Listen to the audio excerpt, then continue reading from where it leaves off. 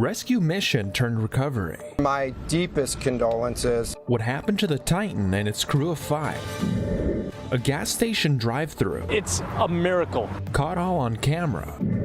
And calm in the face of terror. A juvenile called 911. A 13-year-old boy maintained a leveled head after an incident swimming in a creek. These stories and more coming up on Newsbreak. Hello, South Florida. I'm Hawa Ezel. I'm Leon Abu Tarbush. Today is Friday, June 23rd, 2023. Live from the Lee Caplin School of Journalism and Media in North Miami, this is Caplin News. Switching to a recovery mission at the site where a Titan submersible disappeared. The passengers on board were killed in what the U.S. Coast Guard calls a catastrophic implosion. Caplin News reporter Jan Preisler has more. The worst fears of many were confirmed in the search for a missing submersible yesterday. An ROV, or remote-operated vehicle, from the vessel Horizon Arctic discovered the tail cone of the Titan submersible approximately 1,600 feet from the bow of the Titanic on the seafloor.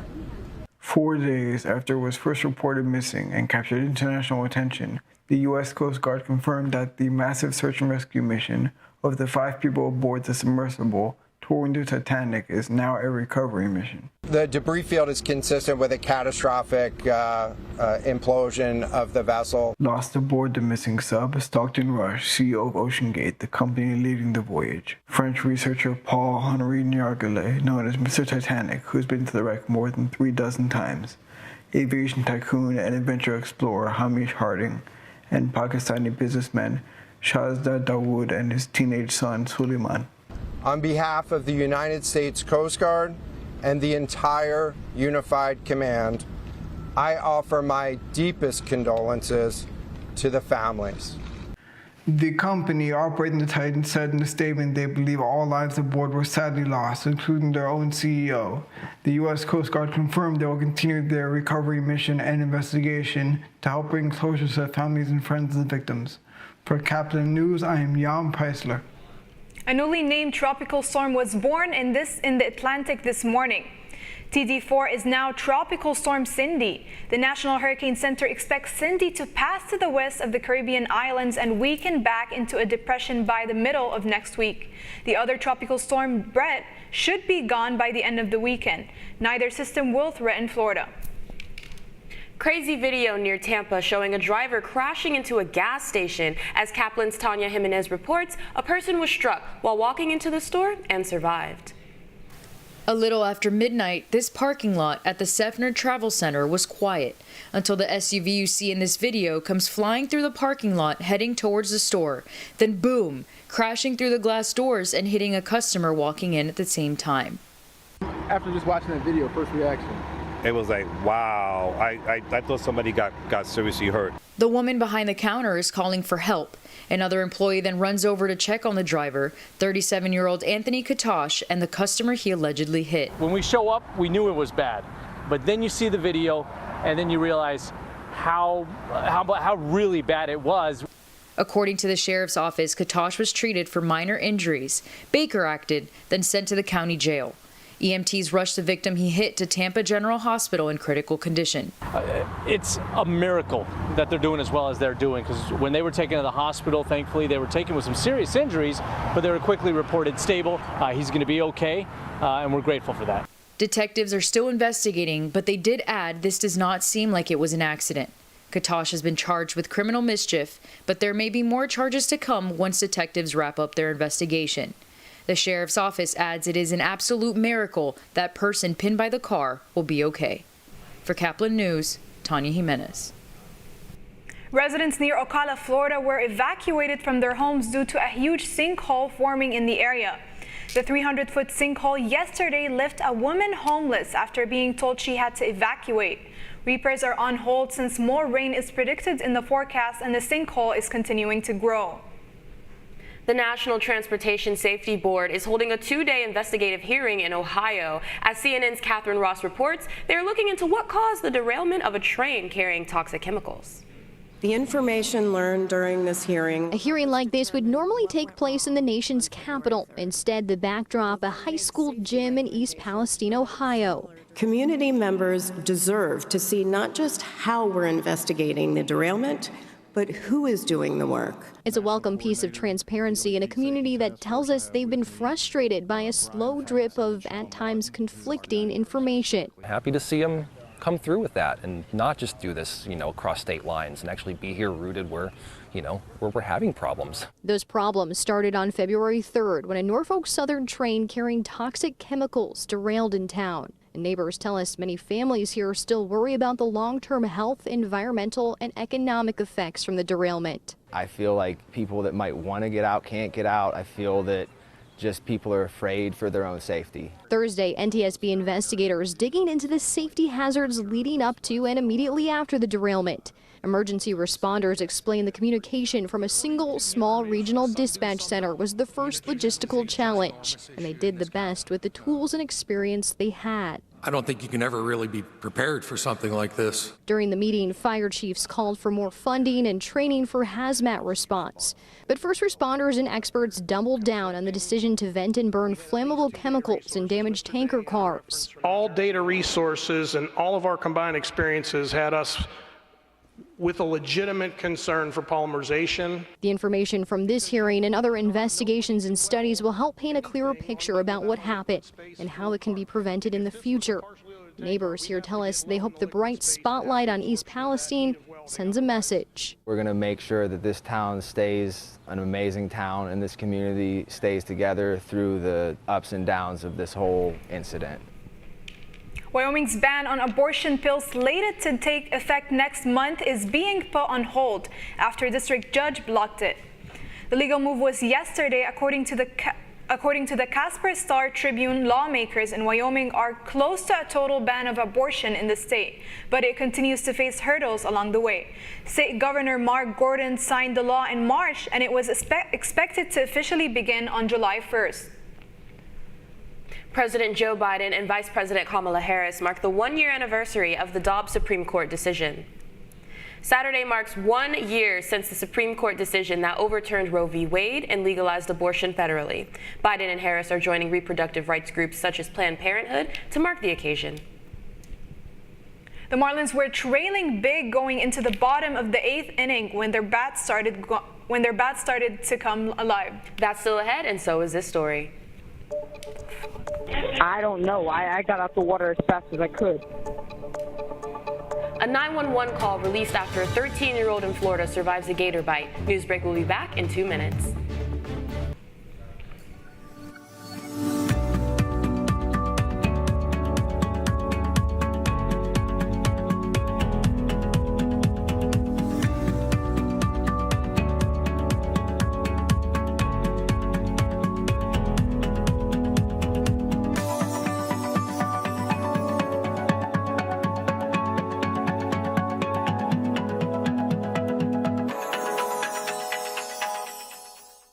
See us dream. See us remember. See us protest. You matter. Your feelings matter. Your identity matters. Everything about who you are matters. See us fight back. See us rebuild. See us shatter stereotypes. See us inspire. See us united. See us now. There are 16 million children struggling with hunger in America. That's 1 in 5 daughters, sons, neighbors, and classmates who don't know where their next meal is coming from. Yet billions of pounds of good food go to waste every year. It's time we do something about it. Feeding America is a nationwide network of food banks that helps provide meals to millions of kids and families in need. Visit feedingamerica.org to help them feed even more. Together, we can solve hunger. Together, we're feeding America.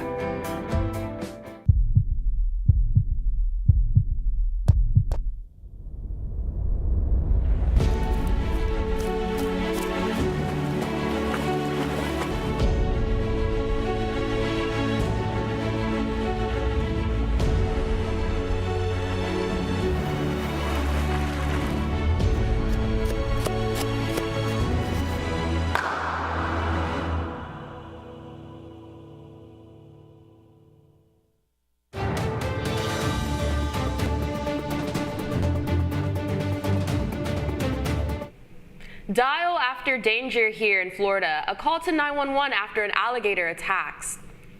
On Tuesday, a 13-year-old boy was swimming in a creek near Winter Springs, Florida when he was bitten by an alligator. Wish 2's Dave McDaniel dives into the boy's call to 911 and the dangerous encounter with the gator. 57, a juvenile called 911 and stated that he was bit by an alligator. I can walk. I just got bit by a gator. The 13-year-old calmly described being bitten and going to a nearby home for help. I'm okay though. I can walk and I can stand. I'm fine. It just stings a little bit, but I'm good. Rushed to the hospital with a bite to his right leg and hip, according to Fish and Wildlife. A neighbor said she heard about it through a neighbor's text message. One of the kids from somewhere in the community had been bit. This is a time of year when alligators are extremely active as we go from spring into summer. Exactly why you need to be extra cautious if you're going to be anywhere near the water. Kids swimming in the creek is a concern for many in the community. At least one very large gator in this creek. We see them from the bridge, we see them from behind the properties. He was coming outside the water. He stated that the alligator came out of the water and bit him on the hip. The dispatcher asked the teen where the gator went. I don't know. I got out the water as fast as I could. We set traps out here and we spotted a gator this morning, and we went ahead and see if we could get him out of here. So far we've been unsuccessful, but we still have traps set. Trappers rushed out Tuesday evening and spent hours on site Wednesday. The gator they hoped to trap was described as 9 to 10 feet. We don't quit.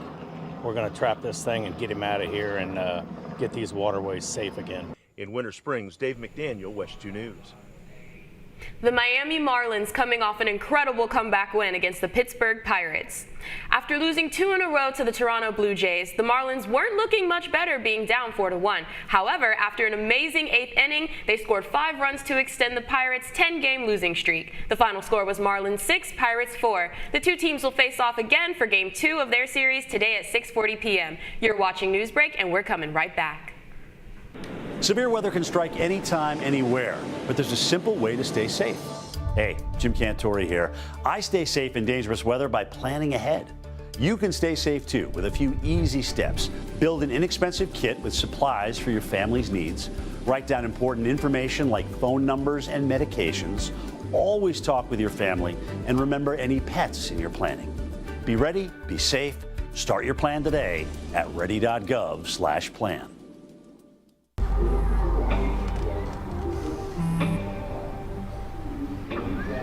I don't know why you're so sad. You've got a roof over your head. You gotta stop with that depressing stuff. That's what white people think. You alright?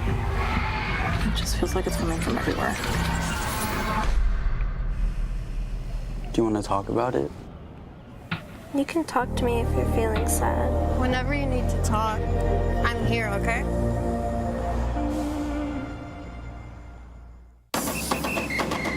If you're buzzed and doing this,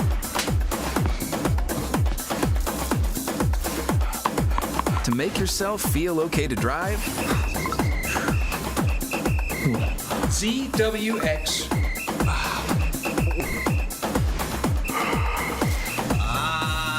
You're not okay to drive. YGKLVW. Regular you.